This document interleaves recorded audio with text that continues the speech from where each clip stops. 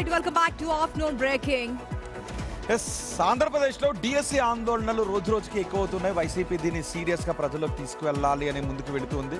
Yes sir, అందుకే CBI విచారణ చేపట్టాలంటూ కూడా విద్యార్థి సంఘాలు పట్టుబడుతూ ఉన్నాయి. రీసెంట్ గా మంగళగిరిలో డిఎస్సి అవకతవకలపై సిబిఐ విచారణ చేపట్టాలని ఏపీ విద్యార్థి నిరుద్యోగ జేఏసీ డిమాండ్ చేస్తూ వస్తోంది.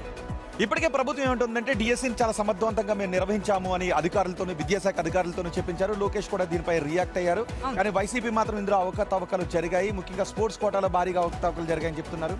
ఎస్, అందుకే ప్రభుత్వ సమస్యలు పరిష్కరించకపోతే గనక భవిష్యత్ కార్యాచరణ ఉంటుందని జేఏసీ కన్వీనర్ రామచంద్ర హెచ్చరిస్తూ వస్తున్నారు. త్వరలో అన్ని పార్టీలతో కలిసి రౌండ్ టేబుల్ సమావేశం ఏర్పాటు చేసి ప్రత్యక్ష కార్యాచరణకు దిగుతామంటూ వార్నింగ్ ఇచ్చారు.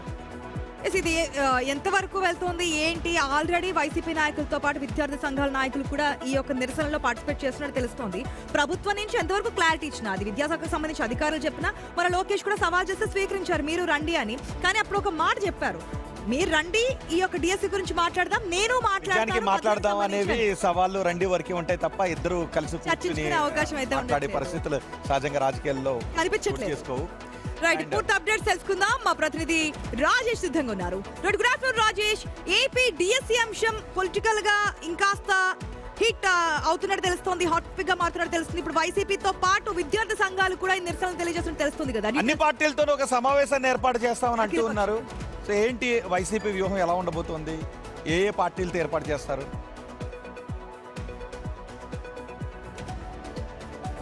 అంటే ఖచ్చితంగా వైసీపీ దీని ఒక పొలిటికల్ ఎజెండా అంశంగా తీసుకుంది. డిఎస్సి అంశాన్ని పొలిటికల్ ఎజెండాగా తీసుకుని రాష్ట్ర వ్యాప్తంగా అనేక కార్యక్రమాలు నిర్వహిస్తుంది, నియోజకవర్గాల కార్యక్రమాలు నిర్వహిస్తుంది.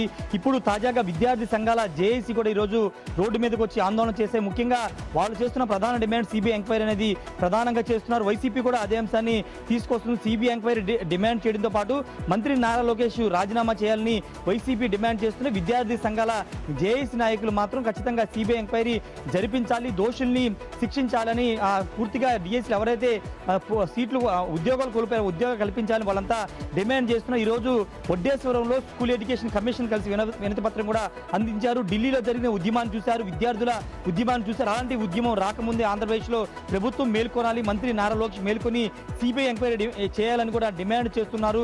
లేకపోతే విద్యార్థుల సంఘాల తరఫున జేఏసీ ద్వారా పెద్ద ఎత్తున ఆందోళన చేస్తామంటూ విద్యార్థి సంఘాల జేఏసీ నాయకులు చెబుతున్నటువంటి పరిస్థితి. అయితే ఇప్పుడు జేఏసీ నాయకులు విద్యార్థి సంఘాలు ఇప్పుడు ఆల్రెడీ గవర్నమెంట్ ఏం చెప్తుందంటే విద్యాశాఖ మంత్రి లోకేష్ రాజీనామా చేయాలని, ఏదైతే ఢిల్లీలో జేఏసీ ఏదైతే సిజేపీ ధర్నా చేయడము సక్సెస్ అయిన తర్వాత ఏపీలో పొలిటికల్ యాంగిల్ అనేది టర్న్ అవడం జరిగింది. మరి ఏపీ గవర్నమెంట్ చూస్తున్నటువంటి రియాక్షన్ ఏంటి?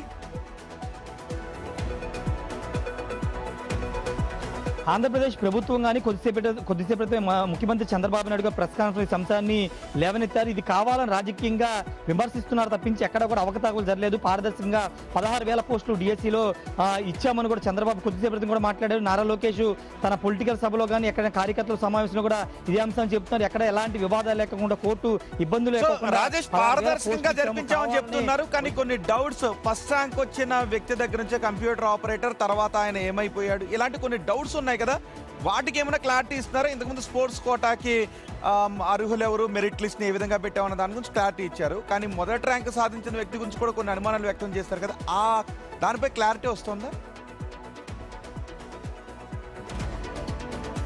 అంటే దానిపైన మంత్రి నారా లోకేష్ అయితే క్లారిటీ ఇవ్వలేదు. కానీ విద్యాశాఖ అధికారులు, అదేవిధంగా శాప్ అధికారులు విడివిడిగా ప్రెస్ మీట్లు పెట్టినప్పుడు వాటికి సంబంధించిన క్లారిటీ ఇచ్చారని చెబుతూ ఉన్నారు. ఆ క్లారిటీ సరిపోతుంది, ఆ క్లారిటీ ద్వారా అభ్యర్థులు కూడా క్లారిటీ వచ్చింది. కానీ వైసీపీ నాయకులకే క్లారిటీ రావాల్సి ఉందని కూడా మంత్రి నారా లోకేష్ అని విద్యాశాఖ అధికారులు చెబుతున్నారు. నారా లోకేష్ కూడా చెబుతున్నారు, దీని మీద చర్చకు సిద్ధమని కూడా చెప్తున్నారు. కాకపోతే ఆల్ పార్టీకి సంబంధించిన మీటింగ్ పెడతారా దీని మీద, లేకపోతే వైసీపీ ఏమైనా ఆల్ పార్టీ మీటింగ్ కి పిలుపునిస్తుంది అనేది చూడాల్సిన అవసరం రోహిత్.